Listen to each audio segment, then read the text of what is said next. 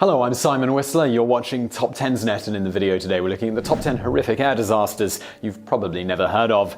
It's a nightmare all of us occasionally have, as the plane taxis down the runway, as it starts to lift off into the air, as the ground drops further and further away, the faint, unstoppable fear that the next thing you might feel would be gravity grabbing hold and dragging you down to a fiery grave. That's the reason horrific air disasters tend to stick in our minds. It's all too easy to imagine how those poor people on the Hindenburg or on Pan Am Flight 103 over Lockerbie or on the planes in the Tenerife Airport disaster must have felt. Yet, not all accidents are born equal. For every United Flight 93 or MH17 shot down over eastern Ukraine, there are scores of equally disturbing disasters that have been forgotten. You've probably all heard about the New York mid-air collision in 1960 or the Germanwings suicide crash in 2015, but we're guessing you're less aware of the following.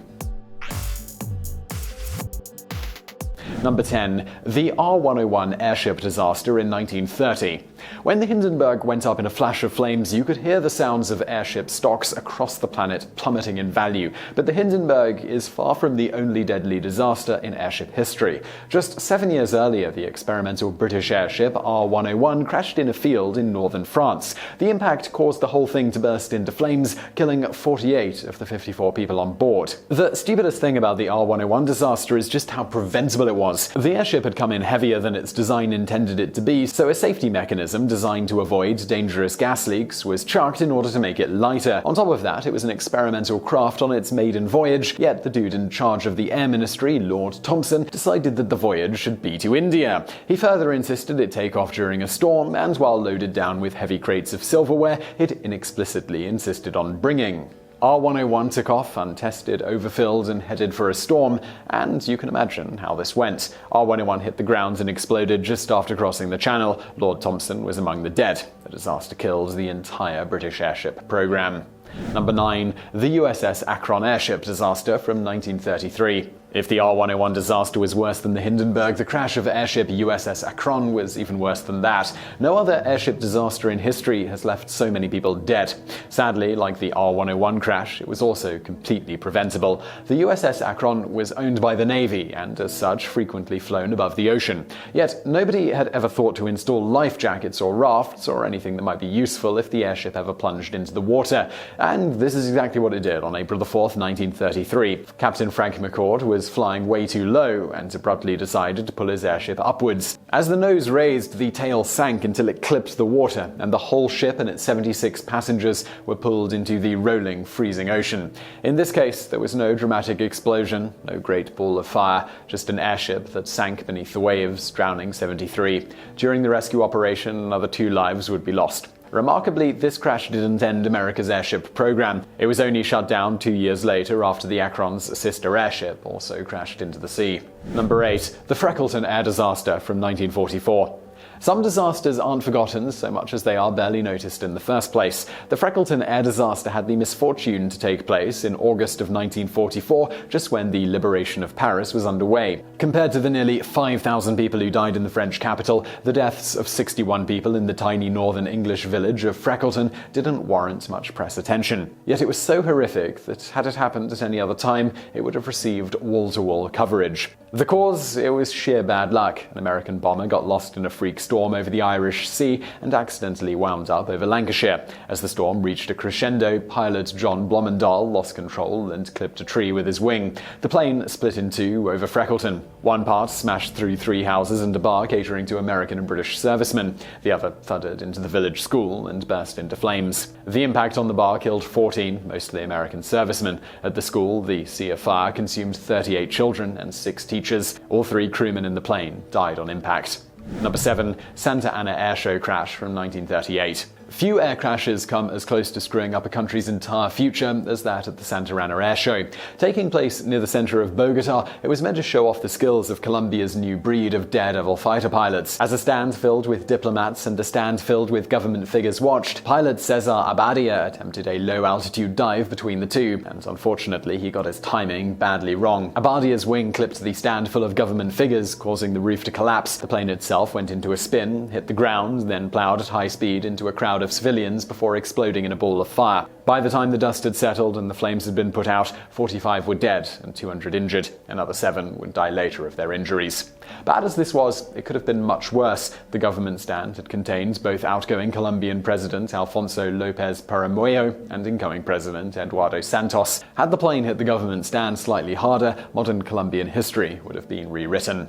Number 6. Japan Airways Flight 123 in 1985. The crash of Japan Airlines Flight 123 killed a lot of people. How many? Well, so many that in aviation history, only the infamous Tenerife Airport disaster of 1977, when 2 planes crashed and burst into flames, has killed more. 520 people died when the passenger plane slammed into Mount Takamakahara outside Tokyo. Incredibly, it could have been worse. Somehow 4 people managed to survive hitting a mountain at over 200 miles per hour. The crash took place in the middle of a busy holiday period. Nearly everyone on board was flying home or heading off to meet family. Among the dead were 11 children, the first Japanese singer to have a number 1 on the American charts, and at least 21 foreign visitors. Unfortunately for those involved, this was simply one of those cases where no single person is at fault. The rear door exploded off mid-flight and the pilot completely lost control of the plane. The pilot attempted to turn the plane around for an emergency landing, but instead clipped a mountain with the wing, forcing the plane into a deadly tailspin.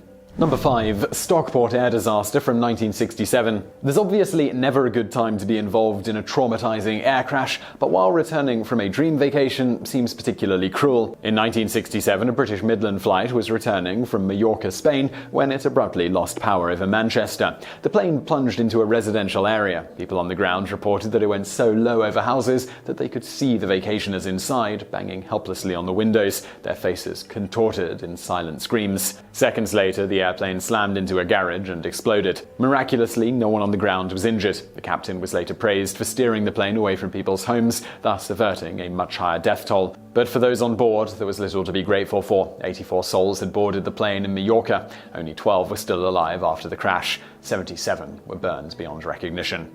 Perhaps the worst part is how close the plane was to landing. At the time the power went out, the airport was only 6 miles away. Number 4. Mount Erebus Disaster from 1979. If you absolutely must be involved in a plane crash, you ideally want it to take place somewhere with both a soft landing and a nearby emergency response team. An example of this might be an open-air pillow factory by an award-winning trauma hospital. Where you really don't want it to happen, though, is Mount Erebus, an active volcano in the empty wastes of Antarctica. It's not the sort of place help can easily get to, as those on Air New Zealand Flight 901 sadly found out. A sightseeing flight, ANZ 901, regularly left New Zealand to fly over Antarctica before returning the same evening. However, on this particular day, Air New Zealand had changed the route without telling the crew, entering in new coordinates. The crew thought they were going to fly into McMurdo Sound, and instead they found themselves in the path of a mountain. The crash killed all 257 on board, but it was the retrieval operation that proved really difficult. A small team of New Zealand policemen were sent out to identify bodies in howling winds, sub-zero temperatures,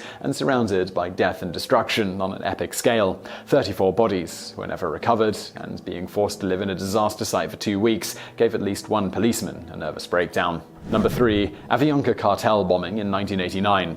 Of course, not every flight that crashes is brought down by accident. Some are deliberately knocked out of the sky by people we're politely going to refer to as fart holes. And Pablo Escobar was probably the biggest fart hole of them all. In 1989, the powerful leader of the terrifying Medellin cartel decided he wanted a Colombian presidential candidate killed. Rather than blow him up in his car or gun him down in the street, he decided to target the plane he was going to be flying on. Avianca Flight 203 had left Bogota when Escobar's goons detonated a bomb on board. 107 people died instantly. This would all be bad enough anyway, but the real kicker came when investigators looked into the flight list. Escobar's target, Cesar Gaviria, hadn't even been on board. He'd changed his plans at the last second. The Medellin cartel had just killed over 100 people and blasted flaming wreckage across the mountains outside Bogota for nothing. Fittingly, Gaviria went on to win the election and declare war on the Colombian cartels. It was under his watch that Escobar was finally gunned down on a Medellin rooftop, justice finally being served. Number 2. Superga Air Disaster from 1949. The late 2016 crash of a Colombian plane carrying Brazil's beloved soccer team was one of the most traumatic incidents in soccer history, but it wasn't the first or only time that an entire team has been wiped out this way. Arguably, the Superga Air Disaster was even worse. On May 4, 1949, a plane carrying Italy's legendary Il Grande Torino team back from a game in Lisbon came in too low on its approach to Turin. The weather was foul, and the pilot, a decorated World War 2 flying ace got lost in low-lying cloud. By the time the mist cleared, they were about half a second away from impact. There wasn't even time to scream. The plane hit a basilica and immediately exploded. 31 lives were instantly snuffed out, including the entire Grande Torino squad. This was a team that had almost invented modern soccer, bringing not just the 4-2-4 formation to the world, but also some of the era's greatest players. They'd been on the verge of winning the Italian league for the 5th year in a row, and their spirit and sportsmanship was seen as a necessary tonic for Italy following the bitterness of World War II. The Superga Air Disaster wiped all of that away. Italy was plunged into mourning, and over 500,000 people came to watch the club's funeral procession. Number 1. Iran Air Flight 655, 1988.